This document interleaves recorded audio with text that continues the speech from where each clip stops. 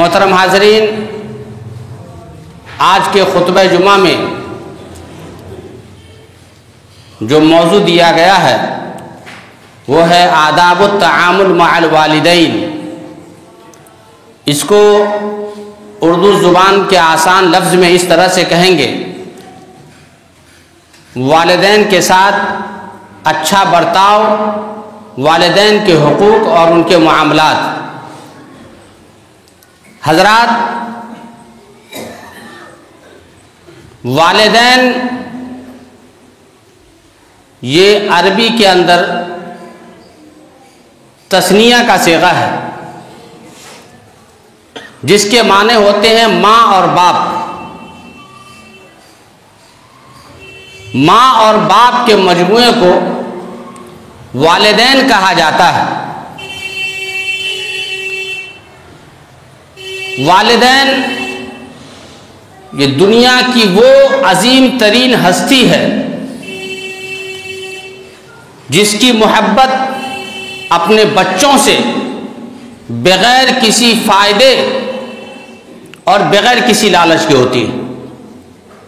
حقیقی محبت بغیر کسی ملاوٹ کے دنیا کے اندر اگر کسی کی ہوتی ہے تو وہ والدین کی محبت ہوتی ہے۔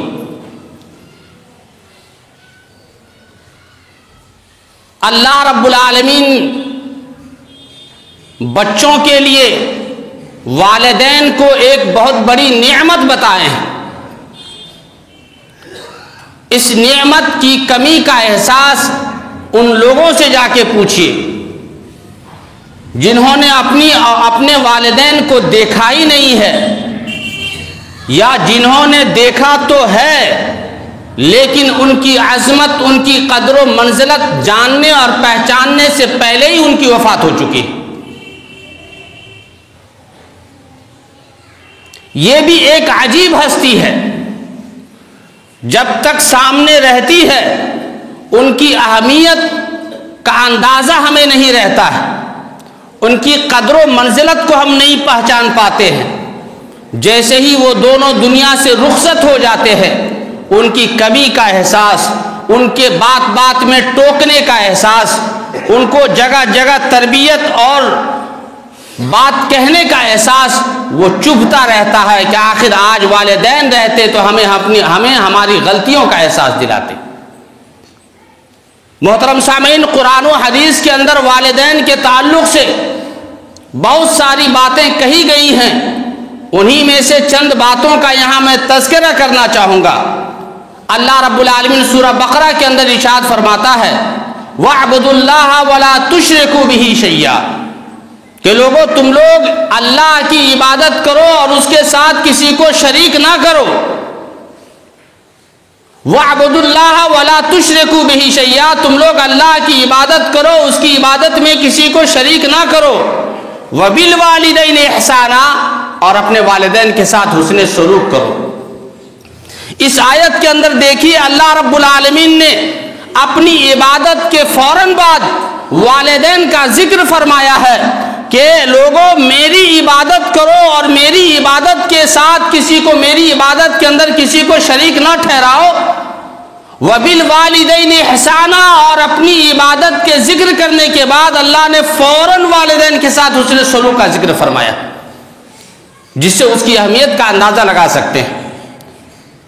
سورہ اسراء کے اندر اللہ رب العالمین ارشاد فرماتا ہے: وَقَضَىٰ رَبُّكَ أَلَّا تَعْبُدُوا إِلَّا إِيَّاهُ وَبِالْوَالِدَيْنِ إِحْسَانًا، لوگوں تیرے رب نے یہ فیصلہ کر دیا ہے اللہ تعبدوا، کہ تم اللہ کے سوا کسی کی نہ عبادت کرو، وَبِالْوَالِدَيْنِ إِحْسَانًا، اور والدین کے ساتھ حسن سلوک کرو۔ یہاں پر بھی اللہ رب العالمین نے کہا ہے کہ تیرے رب نے فیصلہ کر دیا ہے کہ تم اللہ کے ساتھ اللہ کی عبادت کرو اور اس کی عبادت میں کسی کو شریک نہ کرو۔ وَبِالْوَالِدَيْنِ إِحْسَانًا، اور والدین کے ساتھ حسن سلوک کرو۔ آگے اللہ رب العالمین ارشاد فرماتا ہے: إِمَّا يَبْلُغَنَّ عِنْدَكَ الْكِبَرَ أَحَدُهُمَا أَوْ كِلَاهُمَا فَلَا تَقُل لَّهُمَا أُفٍّ وَلَا تَنْهَرْهُمَا۔ غور کرنے کی ضرورت ہے۔ اللہ رب العالمین نے کہا کہ ماں باپ میں سے دونوں یا کوئی ایک بڑھاپے کی عمر کو پہنچ جائیں،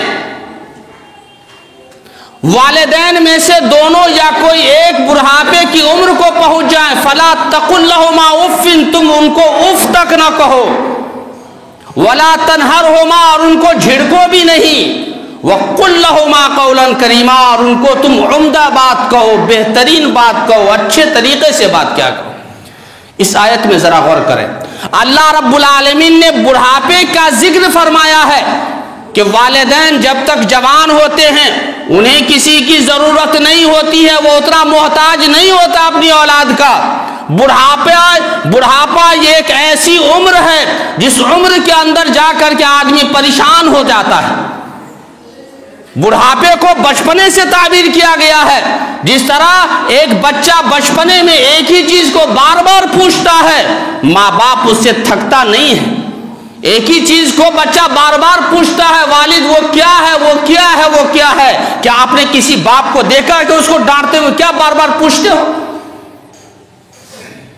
بڑھاپے کو بچپنے سے تعبیر کیا گیا ہے، جب آدمی بوڑھا ہو جاتا ہے گویا کہ اس کی بچپنا لوٹ آتی ہے، وہ ایک ہی چیز کو آپ سے بار بار کہے گا، ایک ہی چیز کو وہ آپ سے بار بار پوچھے گا۔ اور بڑھاپے میں خاص طور پر ان کے خیال رکھنے کی تاکید کی گئی ہے کہ جب آدمی بوڑھا ہو جاتا ہے، ان کی عقل زیادہ کام نہیں کرتی ہے، اس کی بچپن لوٹ آتی ہے، ایسے وقت میں ان کو سہارے کی ضرورت ہے، ایسے وقت میں ان کے ساتھ حسن سلوک کی ضرورت ہے، ایسی عمر میں ان کے ساتھ خدمت کی ضرورت ہے۔ جوانی میں باپ کے ساتھ آپ تو میں کر لیجئے، بڑھاپے کی عمر میں دیکھا جاتا ہے کہ جب بچہ جوان ہوتا ہے، لڑکا بالغ ہو جاتا ہے، ماں باپ کو دھکے مار کر کے اپنے گھروں سے باہر نکال دیتا ہے۔ اسی کی دین ہے کہ آج وردھا آشرم ماں باپ کے لیے، بوڑھے لوگوں کے لیے ایک الگ سے گھر بنایا جاتا ہے جہاں پر لوگ اپنے ماں باپ کو چھوڑ کر کے آ جاتے ہیں۔ یہ اسلام کی تعلیم نہیں ہے۔ اسلام کی تعلیم تو یہ ہے کہ ماں باپ وہ ہستی ہے کہ ان کی عظمت اور ان کی قدر و منزلت کا خیال ہمیشہ رکھا جائے، لیکن جب وہ بڑھاپے کی عمر کو پہنچ جائیں، خصوصی طور پر اللہ رب العالمین نے یہاں کبر کا ذکر فرمایا، جس کا مطلب ہوتا ہے بڑھاپا۔ اما یبلغن عندک الکبر احدہما، اگر تمہارے پاس بڑھاپے کی عمر کو پہنچ جائیں دونوں یا دونوں میں سے ایک، فلا تقل لہما اف، تو تم ان کو اف تک نہ کہو۔ اف کسے کہتے ہیں؟ اف کہتے ہیں اس ناگواری کو جو انسان کسی کام کو دیکھ کر کے ناگواری محسوس کرتا اور دل ہی دل میں اف کہتا ہے۔ یہ ایک بہت آسان لفظ ہے جس کو غصے کی سب سے شروعاتی دور بھی کہا جا سکتا ہے۔ جب انسان غصہ ہوتا ہے ابتدائی دور میں تو ناگواری محسوس کرتا اور اف کہتا ہے۔ اللہ رب العالمین نے کہا کہ غصے کے ابتدائی دور کو بھی تم ختم کر دو، اپنے والدین سے اف تک نہ کہو۔ جھڑکنا، مارنا، پیٹنا، گھر سے نکالنا، گالی دینا، گلوچ کرنا، یہ تو بہت دور کی بات ہے۔ فلا تقل لہما اف ولا تنہرہما، اپنے والدین کو اف تک نہ کہو، ولا تنہرہما، اور نہ تم ان دونوں کو جھڑکو۔ تو کیا کہو؟ وقل لہما قولا کریما، تم کو کوئی بات ناپسند گزرے بھی تو اچھے ادب اور اچھے سلیقے سے ان سے بات کیا کرو۔ یہ اللہ رب العالمین نے ادب سکھایا ماں باپ کے ساتھ بات کرنے کا۔ آگے بیان فرمایا وَاخْفِضْ لَهُمَا جَنَاحَ الذُّلِّ مِنَ الرَّحْمَةِ، اور اپنے بازوؤں کو اپنے والدین کے لیے پست رکھو، اپنے بازوؤں کو اپنی والدین کے لیے پست رکھو۔ مطلب یہ ہے کہ ان کی فرما برداری کرو، ان کی اطاعت کرو، ان کی بات مانو۔ ماں باپ جو تم سے فرمائش کرے، ماں باپ جو تم کو کہیں، اگر وہ شریعت کے حکم کے اندر ہے، شریعت کے منافی وہ کام نہیں ہے تو ان کی اطاعت بجا لاؤ۔ وَاخْفِضْ لَهُمَا جَنَاحَ الذُّلِّ مِنَ الرَّحْمَةِ وَقُلْ رَبِّ ارْحَمْهُمَا كَمَا رَبَّيَانِي صَغِيرًا، اور آخر میں اللہ رب العالمین نے کہا کہ اپنے ماں باپ کے لیے دعا کرو اللہ رب العالمین سے کہ اے میرے پروردگار، جس طرح سے بچپنے میں ماں باپ نے میری پرورش کی ہے، میرا دیکھ بھال کیا ہے، میرا خیال رکھا ہے، پروردگار ان دونوں کا بھی تو خیال فرمانا۔ ماں باپ کے لیے دعا کیجئے. جس طرح سے ایک ماں باپ کا اولاد کے لیے دعا کرنا، اللہ رب العالمین اس دعا کو رد نہیں فرماتا. کا ثلاث دعوات لا ترد، 3 لوگوں کی دعائیں ایسی ہوتی ہیں جس کو اللہ ٹھکراتا نہیں ہے، رد نہیں فرماتا ہے. اس میں سے ایک ہے دعوت الوالد لولدہ، ماں باپ کا اپنے بیٹے کے لیے، اپنی بیٹی کے لیے دعا کرنا. یہ ایسی دعا ہے اللہ اس کو رد نہیں کرتا ہے. تو جب والدین بڑھاپے کی عمر کو پہنچ جائیں یا وہ فوت ہو جائیں تو قرآن نے یہ طریقہ سکھایا، یہ ادب سکھایا ہے کہ اپنے ماں باپ کو اپنی دعاؤں میں یاد رکھو اور ان کے لیے دعا کرو. وَقُلْ رَبِّ ارْحَمْهُمَا كَمَا رَبَّيَانِي صَغِيرًا، رَبِّ ارْحَمْهُمَا كَمَا رَبَّيَانِي صَغِيرًا، اے میرے پروردگار میرے والدین پر تم اسی طرح سے رحم فرمانا جس طرح سے بچپن میں انہوں نے مجھ پر رحم فرمایا. اسی طرح سورہ احقاف کے اندر اللہ رب العالمین ارشاد فرماتا ہے، سورہ احقاف کے اندر اللہ رب العالمین ارشاد فرماتا ہے کہ اس کے اندر یہ ذکر ہے. اللہ رب العالمین کہتا ہے وَوَصَّيْنَا الْإِنسَانَ بِوَالِدَيْهِ إِحْسَانًا، کہ اللہ رب العالمین کہتا ہے وَوَصَّيْنَا الْإِنسَانَ بِوَالِدَيْهِ إِحْسَانًا، کہ ہم نے انسان کو وصیت کی ہے، ہم نے انسان کو وصیت کی ہے اپنے والدین کے ساتھ احسان کرنے کا. سورہ نساء کی آیت میں تھا وَاعْبُدُوا اللَّهَ وَلَا تُشْرِكُوا بِهِ شَيْئًا، اللہ کی عبادت کرو، اس کے ساتھ کسی کو شریک نہ کرو اور اپنے والدین کے ساتھ اس نے سلوک کرو. سورہ اسراء کے اندر اللہ رب العالمین نے کہا وَقَضَىٰ رَبُّكَ أَلَّا تَعْبُدُوا إِلَّا إِيَّاهُ، تیرے رب نے یہ فیصلہ کر دیا کہ ماں باپ کے ساتھ اس نے سلوک کرو. یہاں پر اللہ رب العالمین کہا وَوَصَّيْنَا الْإِنسَانَ بِوَالِدَيْهِ إِحْسَانًا، ہم نے انسان کو وصیت کی ہے کہ ماں باپ کے ساتھ اس نے سلوک کرو. اور اس آیت میں اللہ رب العالمین آگے ذکر فرماتا ماں کا تذکرہ کرتا ہے وَوَصَّيْنَا الْإِنسَانَ بِوَالِدَيْهِ إِحْسَانًا حَمَلَتْهُ أُمُّهُ كُرْهًا وَوَضَعَتْهُ كُرْهًا، اس کی ماں نے اسے تکلیف کے ساتھ اٹھائے رکھا، وَوَضَعَتْهُ كُرْهًا، اور تکلیف کے ساتھ اس کو جنا، وَحَمْلُهُ وَفِصَالُهُ 30 شهرًا، اور اس کے حمل کی اور دودھ چھوڑانے کی مدت 30 مہینہ ہے. اللہ رب العالمین نے کہا وَحَمْلُهُ وَفِصَالُهُ 30 شَهْرًا، اس کے حمل یعنی کہ بچہ جب پیٹ میں رہتا ہے اس وقت، اور دودھ پلانے کی مدت کو اللہ نے 30 مہینہ قرار دیا کہ یہ مدت کتنے دن کی ہے؟ 30 مہینے کی ہے. اسی لیے بعض مفسرین یہ کہتے ہیں کہ مدت رضاعت تو قرآن سے خود ثابت ہے. مدت رضاعت اللہ رب العالمین نے قرآن مجید میں کہا حولین کاملین، کہ دودھ پلانے کی مدت شریعت کے اندر 2 سال قرار دیا ہے. بچے کو 2 سال تک دودھ پلانا ہے، مدت رضاعت ہے. تو جب آپ 30 مہینے میں سے 2 سال آپ نکال دیجئے، گویا کہ 24 مہینہ نکل گیا دودھ پلانے کی مدت. اب کتنی بچی؟ صرف 6 مہینہ بچا. مفسرین کہتے ہیں اس آیت سے استدلال کرتے ہوئے کہ اگر کوئی بچہ 6 مہینے میں پیدا ہو جاتا ہے تو وہ بچہ حلال ہوگا اور جائز ہوگا. 6 مہینے میں بھی اگر کوئی بچہ پیدا ہو جاتا ہے وہ بچہ حلال ہوگا، جائز ہوگا. کوئی یہ نہیں کہہ سکتا ہے کہ بچے کی پیدائش کی عمر تو 9 مہینے ہوتی ہے، 6 مہینے میں پیدا ہو گیا تو حلال نہیں. اسی آیت سے استدلال کرتا ہے اگر 6 مہینے میں بھی کوئی بچہ پیدا ہوا تو اس کی باپ کا ہوگا، وہ جائز اور حلال بچہ ہوگا. تو حمل اور فصال کی مدت اس آیت کے اندر اللہ رب العالمین نے ماں کا خصوصی ذکر فرمایا ہے. جو ماں تنہا تکلیف کو برداشت کرتی ہے، حمل کی مدت وہ مدت ہوتی ہے، حمل کی تکلیف وہ تکلیف ہوتی ہے جس کو ماں تنہا برداشت کرتی ہے. حمل کی مدت میں ماں وہ چیز نہیں کھاتی ہے جس کی وجہ سے بچے کو نقصان پہنچے. نہ راتوں کو وہ سو پاتی ہے، نہ وہ کروٹ لے پاتی ہے. ڈاکٹروں کی تجویزوں کے مطابق ماں وہ کام کرنا شروع کر دیتی ہے کہ میرے بچوں کو تکلیف نہ پہنچے. ذرا غور کیجئے، آپ اپنے دل پر ہاتھ رکھ کر کے سوچئے کہ کیا ہم نے ماں کی قربانی کا کوئی بدلہ دیا ہے؟ ماں نے تو بچپن ہی سے جب وہ حمل کے اندر بچہ تھا اس وقت بھی لات مارتا تھا، لیکن بچپن میں اور حمل کی مدت میں جب بچہ لات مارتا تھا ماں کو خوشی ہوتی تھی، لیکن جب وہی بچہ بڑا ہو کر کے ماں کو لات مارتا ہے بڑی تکلیف ہوتی.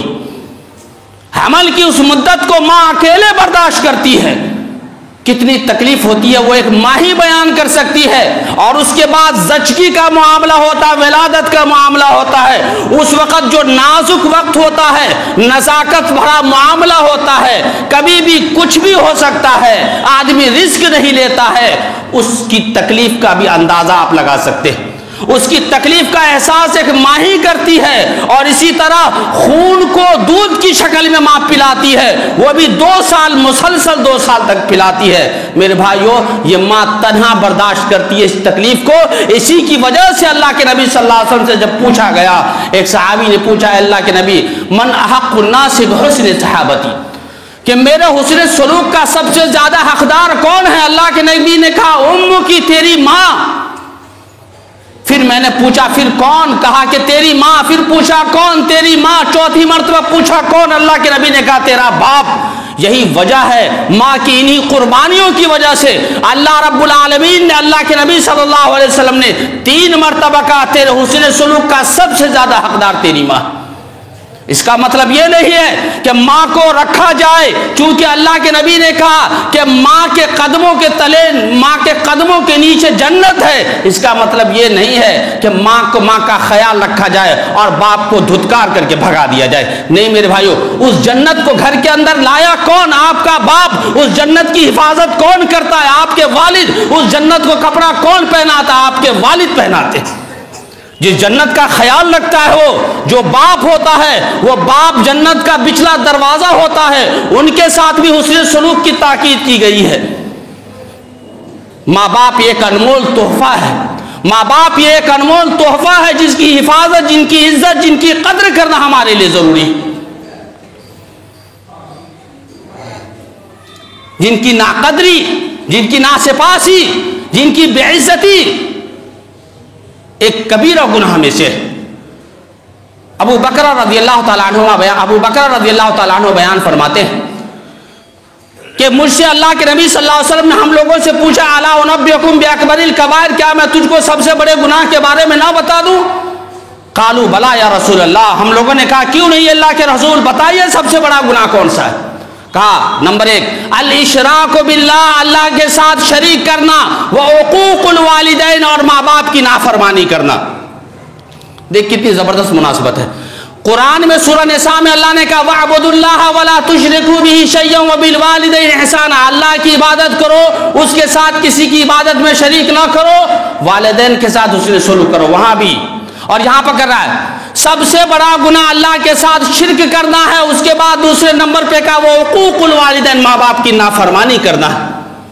میرے بھائیو, ماں باپ کی نافرمانی ایسا عمل ہے. عوام بن حوشب رحمت اللہ علیہ فرماتے ہیں کہ ایک مرتبہ میرا گزر ایک قبرستان کے پاس سے ہوا. عصر اور مغرب کے درمیان کا وقت تھا. میں نے ایک منظر دیکھا کہ قبر سے ایک آدمی کھڑا ہوتا ہے اور 3 مرتبہ گدھے کے چیخنے کی طرح آواز لگاتا ہے. وہی قریب میں نے ایک عورت کو دیکھا جو دھاگا کاٹ رہی تھی مشین سے. ایک عورت نے کہی کہ یہ عورت اس شخص کی ماں ہے. چنانچہ عوام بن حوشب رحمت اللہ علیہ کہتے ہیں کہ میں ان کے پاس گیا اور پوچھا کہ آخر یہ منظر کیوں ہے کہ قبر سے روزانہ عصر اور مغرب کے درمیان ایک وقت کھڑا ہوتا ہے, قبر سے نکلتا ہے, قبر پھٹتی ہے, وہ آدمی نکلتا ہے, گدھے کے چیخنے کی طرح 3 مرتبہ چیختا ہے, پھر قبر کے اندر چلا جاتا ہے. آخر ماجرا کیا ہے؟ اس کی ماں بیان کرتی ہے کہ در حقیقت میرا بیٹا ایک شرابی تھا. جب بھی وہ گھر میں شراب پی کر کے آتا تو میں اسے منع کرتا کہ بیٹا شراب مت پیو. تو وہ کہتا کیا تم گدھے کی طرح بھونکتی رہتی ہو, کیا تم گدھے کی طرح بولتی رہتی ہو. ایک روز اسی حالت میں اس کا انتقال ہو جاتا ہے. اس کے بعد سے یہ معاملہ ہے کہ وہ روزانہ عصر اور مغرب کے درمیان میں کھڑا ہوتا ہے, قبر سے نکلتا ہے اور گدھے کی چیخنے کی طرح چیختا, آواز نکالتا ہے. میرے بھائیو, ماں باپ کی نافرمانی کرنا, ناقدری کرنا بہت بڑا گناہ ہے. اللہ نے اپنے یعنی کہ شرک کے ساتھ اس کا فوراً ذکر کیا ہے کہ سب سے بڑا گناہ اللہ کے ساتھ یہ ہے, سب سے بڑا گناہ یہ ہے اللہ کے ساتھ شریک کرنا, پھر ماں باپ کی ناقدری کرنا, ناسپاسی کرنا, ان کی قدر نہ کرنا, ان کا خیال نہ رکھنا, یہ سب سے بڑے گناہوں میں سے گناہ ہے. اسی طرح سے میرے بھائیو, اللہ کے نبی صلی اللہ علیہ وسلم بیان فرماتے ہیں کہ والدین سے حسن سلوک کرنا بڑے گناہوں کا کفارہ ہے. والدین کے ساتھ حسن سلوک کرنا، یہ حسن سلوک اگر ماں باپ کے ساتھ کرتا ہے کوئی شخص تو حسن سلوک کرنے کی وجہ سے اس کے بہت سارے گناہوں کو اللہ معاف فرما دیتا ہے۔ عبداللہ بن عمر رضی اللہ تعالی عنہما بیان فرماتے ہیں، سنن ترمذی کی روایت ہے، وہ کہتے ہیں کہ ایک شخص اللہ کے نبی صلی اللہ علیہ وسلم کی خدمت میں حاضر ہوا اور انہوں نے کہا کہ اے اللہ کے نبی صلی اللہ علیہ وسلم، میں نے بہت بڑا گناہ کر لیا۔ وہ شخص کہتے ہیں، وہ صحابی کہتے ہیں کہ اللہ کے نبی، میں نے بہت بڑا گناہ کر لیا ہے، کیا میری توبہ کی قبولیت کا کوئی راستہ ہے؟ اس نے پوچھا کہ اللہ کے نبی، میں نے بہت بڑا گناہ کر لیا، کہ کیا میری توبہ کی قبولیت کا کوئی راستہ ہے؟ اللہ کے نبی صلی اللہ علیہ وسلم نے پوچھا، کیا تمہاری ماں زندہ ہے؟ اس نے کہا کہ نہیں اللہ کے نبی، میری ماں زندہ نہیں ہے۔ کہا کیا تمہاری خالہ ہے؟ اس نے کہا کہ ہاں اللہ کے نبی، میری خالہ ہے۔ اللہ کے نبی صلی اللہ علیہ وسلم نے کہا اپنی خالہ کے ساتھ حسن سلوک کرو، نیک برتاؤ کرو، اچھا معاملہ کرو، اس نیکی کی وجہ سے اللہ تمہارے بڑے گناہوں کو معاف فرما دے گا۔ جب ایک خالہ کے ساتھ حسن سلوک کا یہ معاملہ ہے تو والدہ اور والد جو ہوتے ہیں ان کے ساتھ حسن سلوک کرنے کی وجہ سے، نیکی کا معاملہ کرنے کی وجہ سے اللہ ہمارے بڑے بڑے گناہوں کو یوں ہی معاف فرما دیتا ہے۔ اسی لیے کوئی شاعر نے کیا خوب کہا ہے کہ آج میں نے چاہتوں کی سب کتابیں پھاڑ دی، آج میں نے چاہتوں کی سب کتابیں پھاڑ دی، صرف ایک کاغذ پہ لکھا لفظ ماں رہنے دیا۔ ماں وہ ہستی ہوتی ہے جن کی محبت انمول ہوتی ہے، اس کی کوئی قیمت نہیں لگا سکتا۔ لوگ کہتے ہیں کہ آدمی کو ماں باپ کے نعمت کا احساس اس وقت ہوتا ہے جب وہ خود باپ بن جاتا ہے۔ آدمی کہتے ہیں، بعض لوگ کہتے ہیں کہ ماں باپ کی نعمت ہونا یہ اس وقت احساس ہوتا ہے جب باپ خود بن جاتا ہے وہ، لیکن اکثر یہ دیکھا جاتا ہے جب تک بچے غیر شادی شدہ رہتے ہیں، جب تک اس کی شادی نہیں ہوئی رہتی ہے، اس کا معاملہ اپنی ماں کے ساتھ بہت اچھا رہتا ہے۔ جیسے ہی شادی ہوتی ہے اور گھر میں بہو آتی ہے، اس کے بعد ماں باپ سے ان کا تعلق رویہ اور بدل جاتا ہے، ان کے خلاف وہ بولنا شروع کر دیتا ہے میرے بھائیوں۔ اور جب بچہ ہو جاتا ہے تو اس وقت تو اور رویہ بدل جاتا ہے۔ ایک تحریر میں نے پڑھا تھا، باپ اپنے بیٹے، بوڑھا باپ اپنے بیٹے سے کہتا ہے کہ بیٹا اتنی دھوپ میں کام مت کیا کرو، ذرا آرام کر لو، سائے میں آ جاؤ۔ بیٹا کہتا ابا ابھی جوانی ہے، کر لینے دیجئے، کام یوں ہی ختم ہو جائے گا، پھر آرام کر لیں گے۔ باپ بار بار کہتا ہے بیٹا تھوڑی دیر آرام کر لو، وہ بیٹا نہیں مانتا ہے۔ آخر میں وہ بوڑھا باپ اس کے چھوٹے بچے کو دھوپ میں جا کے بیٹھا دیتا ہے۔ اب وہ لڑکا اور اس کا بیٹا کہتا ہے کیا ابو محترم آپ نے کیا کام کیا، بچے کو دھوپ میں بیٹھا دیا، اسے دھوپ لگ جائے گی۔ وہ بوڑھا باپ کہتا ہے یہی تو تمنا میری بھی ہے کہ تجھے دھوپ لگ جائے گی، تجھے تکلیف ہوگی، تھوڑی دیر آرام کر لو۔ یہ محبت صرف ایک باپ ہی کر سکتا ہے، یہ محبت اور شفقت ایک ماں ہی کر سکتی ہے۔ میرے بھائیوں، ماں باپ کو اللہ رب العالمین نے بہت بڑی نعمت قرار دیا ہے، اسی لیے اس کی نعمت کا آپ احساس کیجئے۔ ایسا نہ ہو کہ اس نعمت کا احساس ہمیں اس وقت ہو جب وہ دنیا سے چلے جائیں۔ میرے بھائیوں، میرے ماں باپ ہمارے لیے جنت ہیں، اگر ہم ان کی خدمت کریں گے اللہ ہمیں جنت نصیب فرمائے گا۔ اویس قرنی رضی اللہ تعالیٰ عنہ ہے۔ اویس قرنی رضی اللہ تعالیٰ عنہ کے بارے میں آتا ہے اللہ کے نبی صلی اللہ علیہ وسلم سے ملاقات نہیں کی۔ اللہ کے نبی صلی اللہ علیہ وسلم بیان فرماتے کہ اے عمر، اگر تمہاری ملاقات اویس قرنی سے ہو جائے تو ضرور اپنے لیے دعا کروانا۔ ذرا غور کیجئے، عمر فاروق رضی اللہ تعالیٰ عنہ جن کی قدر و منزلت احادیث کے اندر بھری پڑی ہے، جن کی فضیلت احادیث کے اندر بھری پڑی ہے، لیکن ان سے کہہ رہے ہیں کہ اگر تمہاری ملاقات اویس قرنی سے ہو جائے تو ان سے اپنے لیے دعا کروانا۔ چنانچہ حج کے موقع پر ایک مرتبہ ملاقات ہوتی ہے اویس قرنی رضی اللہ تعالیٰ عنہ سے، تو پوچھتے ہیں کہ آخر کیا ماجرا ہے، کیوں اللہ کے نبی صلی اللہ علیہ وسلم نے ایسا فرمایا ہے؟ وہ کہتے ہیں کہ در حقیقت معاملہ یہ ہے کہ میری ماں جو ہے یہ بوڑھی ہے، اس کی میں خدمت کرتا ہوں، ہو سکتا ہے اسی خدمت کی وجہ سے اللہ کے نبی صلی اللہ علیہ وسلم نے ایسا اور ایسا فرمایا۔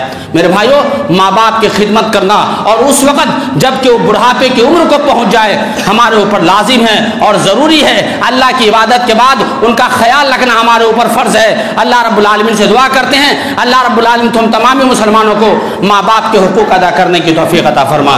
یہ دونوں بڑی نعمتیں ہیں اللہ، ان نعمتوں کو سنبھالنے کی ہمیں توفیق عطا فرما۔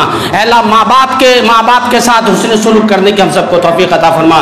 اے اللہ ان کے ساتھ اچھا برتاؤ کرنے کی ہم سب کو توفیق عطا فرما۔ اے اللہ والدین کی دعا لینے کی ہم سب کو توفیق عطا فرما، والدین کے لیے دعا کرنے کی ہم سب کو توفیق عطا فرما۔ اے اللہ جب تک تو دنیا کے اندر زندہ رکھ، اسلام و ایمان پر زندہ رکھ، اور خاتمہ ہو تو خاتمہ بالخیر ہو۔ وآخر دعوانا الحمدللہ رب العالمین۔